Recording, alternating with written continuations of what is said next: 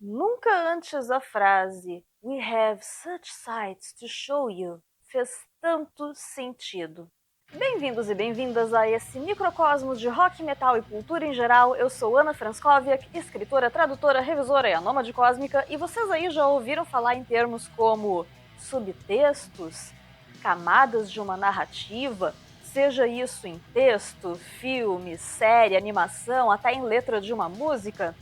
Pois é, este Hellraiser novo está cheio delas e é isso que ajuda a tornar essa obra tão incrível. Dizendo de forma bem direta, bem resumida, o subtexto pode ser retirado de uma obra sem prejuízo do seu argumento central?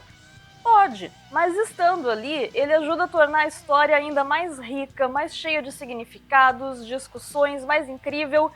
E eu comecei a procurar esses subtextos porque não me saía da cabeça o fato do Voight não ser um riquinho qualquer, mas sim um colecionador de arte.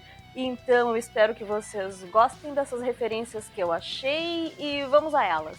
Vamos começar a nível fácil, as autorreferências, porque é aquilo, né? O novo tem que ter uma liberdade para criar, mas também por que não homenagear o passado, já que é um filme tão incrível, um dos universos mais criativos. Então nós temos aqui a cenobita principal, a sacerdotisa, replicando falas lá dos filmes anteriores. A começar com essa, com a qual eu abri o vídeo, nós temos tanto a mostrar a você, e aí vocês sabem o que acontece. E também quando é perguntado a ela, quem são vocês? Nós exploramos as regiões mais distantes, longínquas das sensações. Só faltou um Demons to Some, Angels to Others, mas aí seria um pouquinho demais e já tá bom assim. Aliás, o universo de Hellraiser, de Clive Barker, de uma forma geral, é o lugar certo para trabalhar a gente com muita criatividade e uma dosezinha de doideira na medida certa, porque sim. Eu tinha dito no outro vídeo que tinha muito dos quadrinhos ali na concepção desses e dessas novas cenobitas. Então eu catei algumas imagens aí de algumas histórias para vocês verem, fazerem suas comparações. Obviamente teve mais alterações.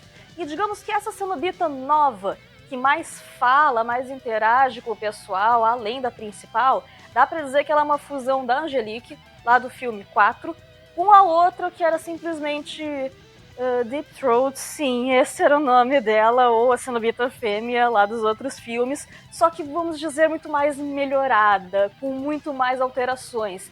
E teve quadrinho onde a Raça das Trevas e Hellraiser se encontraram. Eu tô louca pra ler isso, sério. Ainda nos quadrinhos, porém, agora as nossas referências começam a descer um pouco mais nesses círculos dantescos, porque em várias histórias, eu separei duas aí para mostrar alguns trechinhos delas, a gente vai ver que não somente o cubo é uma forma de invocar essas criaturas, adentrar esse mundo. Por exemplo, há personagens que, sem querer, estando em determinado edifício, em determinado lugar, e percorrendo seus cômodos, escadas, elevadores numa certa ordem, sim, acabam desvendando um quebra-cabeça. É, gente, o mundo inteiro é uma configuração de lamentos. Que delícia saber disso. Livros, muitos livros, porque sim, né, gente, estamos falando aí de um escritor que esteve finalmente envolvido de novo com a sua criação mais célebre, e temos ali na sala do apartamento onde mora o pessoal pilhas e pilhas de livros, e tipo, não é só para enfeite, que nem eu tenho visto acontecer aí durante os últimos anos, o livro se tornando um mero fetiche. Não, o pessoal ali não é cabeça oca, lê coisas muito legais. E as referências de livros vão desde os livros do próprio Clive até autores e autoras aí clássicas. Quando a Nora, lá no fundo da van, aquela cena horrorosa, fala que ouve sinos, bem, o que acontece quando o pessoal lá no Evangelho de Sangue ouve sinos? Ferrou. Isso eu contei mais lá no vídeo sobre Hellraiser e Motorhead, depois vocês vejam. Já aquela cena que eu falei no outro vídeo ainda sobre o filme, tão bonitinha, do Colin e do Matt lendo Byron, não é por acaso. Ele é conhecido como o poeta dos excessos, do hedonismo, dos contrastes, bem e mal, dor, prazer, e o resto eu não preciso explicar. Por sinal, eu também já tenho um vídeo aqui só sobre a história de vida de Lord Byron, e aí uma especulação minha, digam se vocês concordam ou não. Quando um deles está ali tentando acertar, isso é Shelley, Mary Shelley, eu pensei na concepção do monstro de Frankenstein, como isso pode ter a ver com a concepção de cada cenobita. Digam aí o que vocês acham dessa associação. Ainda da cena da Nora, mas já lá no corredor, e reparem que isso foi muito sutil. Antes de lançar as correntes, a cenobita faz este gesto aqui, o gesto de Cristo Pancrator, ou onipresente, onipotente, que significa duas coisas. Muito mais, mas essas são as mais conhecidas. A sua dupla natureza humana e divina e o sinal de que ele está prestes a conceder uma bênção. Se a gente pensar lá no Baphomet do ocultismo, ele também está fazendo esse sinal, só que duas vezes, para cima, para baixo. A mão de cima estaria apontando para a esfera cabalística lá da árvore da vida de Hesed, e a de baixo para Geburah, ou seja, misericórdia e destruição. Ai, eu não leio mais, eu cancelei o Clive porque eu descobri que ele curte umas paradas meio estranhas. Oi? Eu quero jogar um jogo, ok, filme errado, mas a história de transformar o cubo em um jogo, literalmente, foi levada muitíssimo a sério. O primeiro foi desenvolvido pelo Simon Says, lá nos primeiros filmes, e este agora por Martin Lemborg, um artista que trabalhou com jogos, vejam vocês. E o resultado disso não foi menos que espetacular. Segundo o Martin, ele queria que cada uma das 6 configurações representasse um aspecto da experiência humana. Ele traz lá do primeiro cubo a coisa do Art Deco, que vocês, eu não sei se já tinham percebido isso, mas eu ainda não, e tipo, sim, tem muito do aspecto ali original da configuração. E ele também extraiu inspiração do quadrinho Incal. Eu não sei se vocês já leram, agora eu fiquei louquíssima para ler depois disso. E que quando fosse resolvido, cada uma de suas formas deixasse ali um pequenino orifício simbólico de você penetrar os segredos deste mundo. E vamos partir agora então para casa e para o escritório do Voight Safadão, dublagem versão brasileira Nômade Cósmica. Absolutamente todas as artes que eu identifiquei têm algo a ver com magia, erotismo ou martírio, a começar por uma pintura de Sebastião de Narbona. Se vocês não sabem quem ele é, São Sebastião, imagem conhecidíssima dele trespassado por flechas. Até o Cradle of Filth já fez uma imagem meio que brincando com isso. E também lá no meu vídeo do Screenworks, do Him, eu contei um pouquinho a história da Catarina de Alexandria, que foi outra mártir perseguida, porém, por outro imperador ali nos primórdios do cristianismo. Lá no final é usado um recurso narrativo incrível chamado paralelismo, ou seja, enquanto uma das cenobitas conversa com a Riley, tem a outra, a sacerdotisa principal, conversando com o Roland, e aí o destino dele ascendendo e do Trevor descendo replicam uma máxima, eu diria não só da magia, mas também da vida, que diz que tudo que está acima é igual ao que está abaixo. O Behemoth tem uma música baseada nisso, a Sartre também. Raul Seixas também já citou essa máxima. E você quer descobrir se uma pessoa é fanática, extremista, por qualquer coisa que seja, vê como é que ela reage a essa frase aí.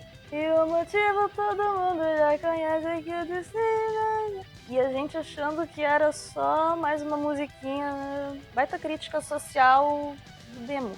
Aliás, cenobitas funcionam como alegorias para muita coisa, tipo fanatismo, ilusão de poder, isso tá me lembrando Black Sabbath, e aquela cena final da Ascensão me lembrou Judas, Angel of Retribution. Existe uma estátua gigantesca de umas criaturas com caudas meio serpentinas que a mim parecem ser lâmias. Lá no vídeo sobre Iron Maiden e mitologia eu já expliquei o que são essas criaturas, depois vocês vejam e por que elas têm a ver com esse filme aqui. Agora, lá na cena do pátio, ao posicionar cenobitas junto daquelas estátuas, não será que estão querendo nos dizer, com base até nas anotações do Voight, vocês podem pausar a cena, que eles e elas seriam obras de arte únicas e inimitáveis? Aliás, uma crítica minha é que aquela cenobita gestante aparece só por alguns segundos. Só se você pausar a cena consegue ver ali. Eu realmente espero que ela apareça numa continuação. Agora, quartinho da sacanagem e uma das salas. No quartinho tem murais, parede inteira, e nessa sala um quadro representando o quê? Cenas gregas e etruscas do que seriam os simpósios. E não tem nada a ver com aquele simpósio insuportável que você deve ter frequentado aí na universidade só porque estavam oferecendo horas complementares para o currículo, porque de outra forma a gente não iria de maneira nenhuma. Os simpósios dessa época eram o equivalente, pode-se dizer, a Sacanagens, substâncias e rock and roll, muita música, e ainda rolava umas discussões bacanas ali, porque se até hoje rola discussão sobre política e coisas sérias em mesa de boteco, por que antes não ia rolar também, né? Quantas estruturas metálicas que se mexem e vão formando padrões e protegem a casa da entrada ali das criaturinhas. Elas têm muito de arquitetura árabe e chinesa nisso das formações de padrões geométricos. Temos John William Waterhouse, não uma, mas duas vezes, telas maravilhosas. Uma delas, Circe oferecendo o cálice a Ulisses, episódio lá da Odisseia de Homero. A outra, Pandora, abrindo, dando aquela olhadinha ali na caixa. Precisa explicar? Acho que não. E outro, incrível, maravilhoso, que eu já citei lá na minha série sobre rock, metal e arte, Francisco de Goya, com que é o Sabá das Bruxas. Já entrando no escritório dele, a gente vê ali na parede umas ilustrações que, para mim, foram obviamente baseadas no trabalho do Gustave Doré. Eu também já falei dele nessa minha série, que é um dos responsáveis por moldar a nossa visão do que seria Inferno, e várias bandas adoram utilizar trabalhos dele nas suas capas. E tem um quadro ali que eu não consegui identificar. Me parece Prometeu trazendo fogo para a humanidade, porém atrás da Riley parece ser Prometeu também, porém já acorrentado e sofrendo ali o seu castigo por ter dado esse dom divino aos seres humanos.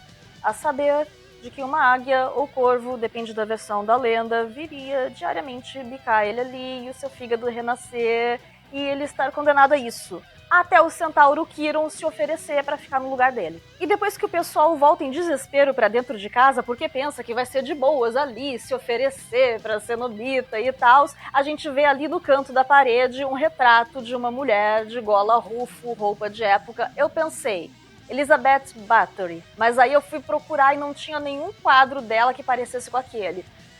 A rainha inglesa chamada Bloody Mary, como ela ficou conhecida.